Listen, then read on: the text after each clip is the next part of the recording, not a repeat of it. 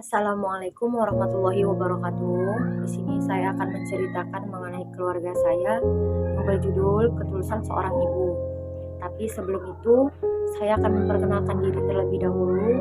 Saya Nadilah Tambunan, mahasiswi di Universitas Muhammadiyah Tapanuli Selatan, semester 1, Prodi Bahasa Indonesia. Lanjut saja, saya terlahir dari keluarga yang sederhana. Ayah saya adalah seorang pedagang kelapa, sementara ibu saya juga berdagang di rumah. Saya mempunyai 3 adik yang masih sekolah.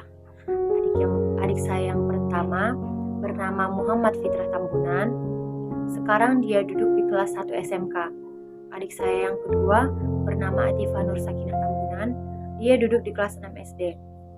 Dan adik saya yang terakhir bernama Rayhana Nurah Tambunan. Dia duduk di kelas 1 SD. Suatu hari menjelang Ramadan, alhamdulillah, dagangan kelapa ayah saya melunjak banyak yang memesannya.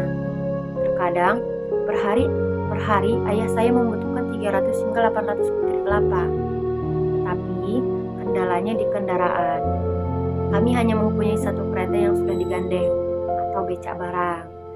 Nah, jadi terkadang untuk bisa mengangkut kelapa yang banyak ini, ayah saya hanya bisa mengangkut setengah kelapa ini, lalu diantar ke rumah, dan kembali menjemput kelapa yang setengahnya lagi, lalu diantar lagi ke rumah. Sampai berakhirnya bulan Ramadan, alhamdulillah dagangan ayah saya selalu habis dan kelapanya selalu berganti tiap harinya. Tapi di balik itu, ayah saya sedih karena kereta kami sudah tidak kuat lagi kelapa-kelapa yang banyak itu. Jadi ayah saya berinisiatif berangan-angan untuk membeli mobil, dan di suatu hari terkabullah. Kami membeli mobil agar bisa mengangkut banyak kelapa. Pada saat itu, saya dan 2 adik saya baru tamat sekolah. Saya akan melanjutkan kuliah, sementara 2 adik saya ada yang melanjut ke tingkat SD dan ada yang melanjut ke tingkat SMA. Pada saat itu, kebutuhan kami sangat banyak, mulai dari akan datangnya Hari Raya Idul Fitri, membeli semua perlengkapan sekolah adik saya. Nah, setelah lebaran habis, saya akan mendaftar ke universitas dan adik saya juga akan mendaftar. Nah, saya mengambil beasiswa KIP dan dijanjikan tidak akan ada membayar selama pendaftaran berlangsung. Saya dan orang tua merasa lega karena orang tua saya hanya memikirkan biaya sekolah adik saya. Setelah adik-adik saya masuk sekolah, sekarang giliran saya yang akan masuk kuliah. Tetapi, saya sangat merasa sedih karena diinformasikan kepada saya harus membayar UKT terlebih dahulu dan biaya ospek agar invoice saya bisa keluar dan saya dapat mengikuti ospek di tahun ini. Saya pun memberitahu kepada kedua orang tua saya dan mereka pun shock karena waktu saya untuk membayar itu semua kira-kira hanya sekitar seminggu sebelum dilaksanakannya ospek tersebut. Nah, ibu saya pun stres memikirkan biaya ini. Sementara setelah lebaran, dagangan ayah saya menurun drastis. Sementara itu, tak disangka-sangka setelah mobil kami ada beberapa tetangga yang iri kepada kami padahal mobil tersebut untuk bekerja, bukan untuk bergaya-gaya. Tapi apalah daya manusia yang mempunyai sifat iri ini. Tidak ingin melihat orang senang dan selalu ingin menjatuhkan kami. Nah, hingga di suatu ketika ada satu tetangga kami yang selalu memberikan informasi-informasi yang tidak penting kepada ibu saya atau gibah-gibahan, sehingga mengakibatkan ibu saya stres akibat memikirkan perkataan orang ini. Nah, berjalannya waktu, alhamdulillah saya pun masuk kuliah dan bisa mengikuti ospek dikarenakan biayanya sudah terbayar, dan alhamdulillahnya lagi masih banyak orang-orang yang sayang kepada kami dan membantu kami. Tidak sampai di situ, masih dengan perkara mobil. Orang-orang banyak yang tidak suka kepada kami, sampai-sampai selalu memberikan informasi atau gibahan-gibahan yang tidak penting kepada ibu saya, sehingga ibu saya stres. Ibu saya mempunyai penyakit asam lambung dan seharusnya ibu saya tidak boleh stres. terkadang karena perkataan-perkataan orang di luar sana yang membuat ibu saya stres dan sampai berdebat dengan ayah saya.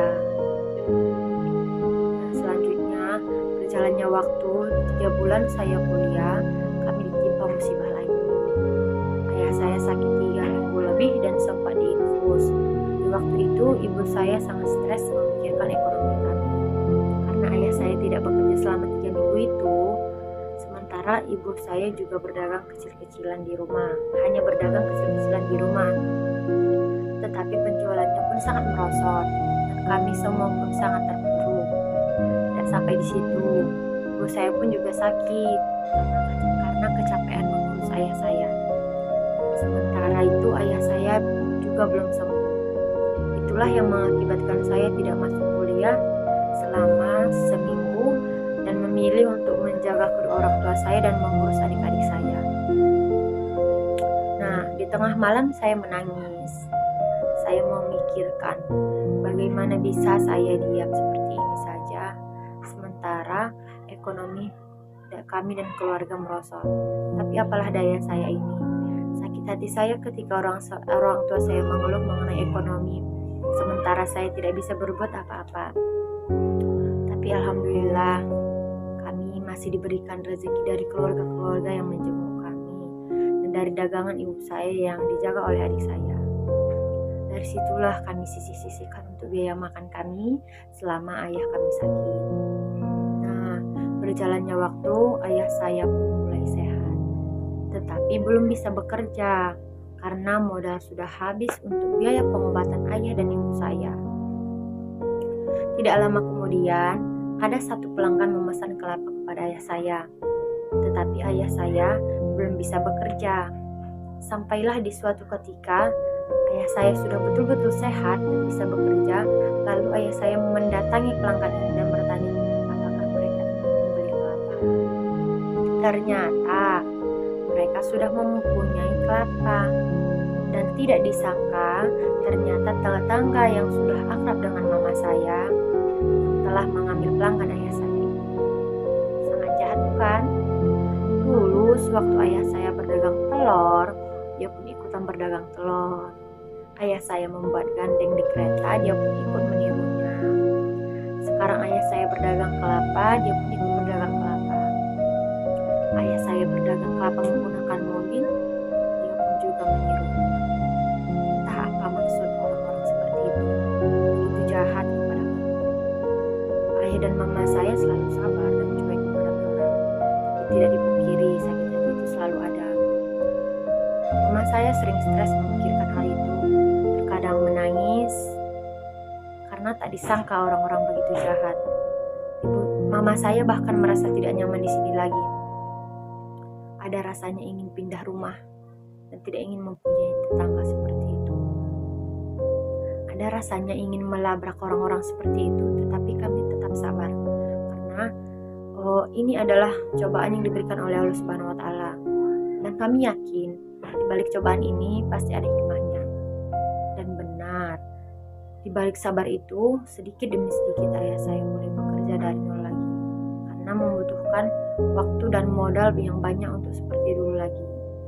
Nah, kawan-kawan semua, hikmah yang bisa kita pelajari dari cerita saya itu pentingnya kesabaran, ketulusan kepada orang yang dicintai seperti ayah dan ibu saya. Ibu saya tidak pernah meninggalkan ayah saya di saat kondisi ayah saya menurun. Tidak pernah meninggalkan kami. Sabar dalam menghadapi cobaan dan selalu berdoa agar selalu dijauhkan dari segala mara bahaya. Dan selalu dilindungi dari orang-orang zalim yang sudah saya ceritakan seperti tadi. Tetap bersyukur, semangat. Allah tidak tidur, Allah tahu mana yang benar dan mana yang salah. Cukup sekian cerita saya. Apabila ada kata-kata saya yang mungkin kurang enak didengar, mohon maaf. Sekian, assalamualaikum warahmatullahi wabarakatuh.